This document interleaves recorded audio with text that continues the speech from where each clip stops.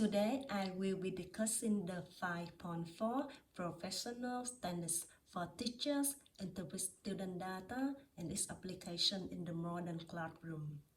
This standard focuses on using student assessment data to evaluate student learning and modify teaching practice.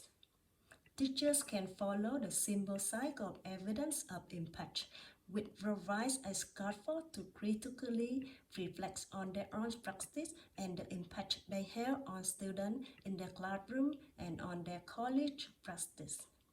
When teachers evaluate the impact of their teaching, they must set specific student achievement goals and measure the growth in their students by collecting, analyzing, and interpreting data to understand where their students are in their learning and to plan what to do next.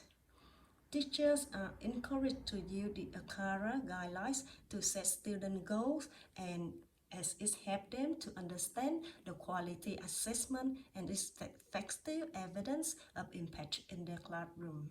They can use the achievement standards to expect students' learning and their progress, such as the depth of conceptual understanding, sophistication of skills, and the essential knowledge students are expected to acquire.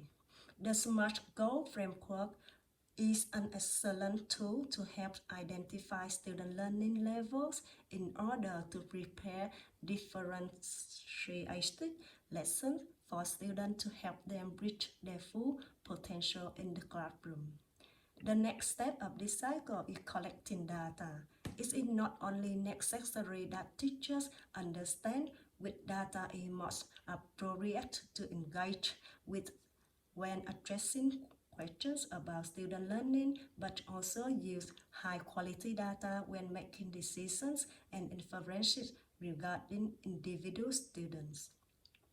Quantitative and qualitative data is the combination of different types of data that is most effective in generating powerful evidence to assess school performance and improve practice.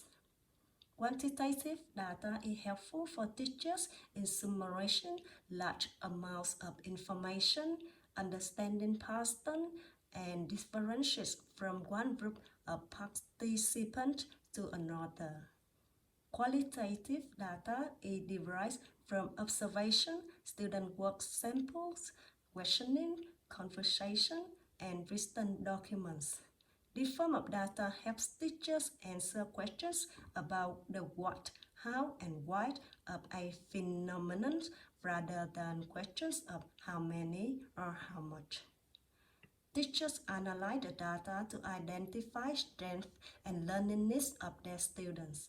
NAPLAN, the Victorian Certificate of Education, and the Australian Early Development Index are good sources to analyze what they know about students.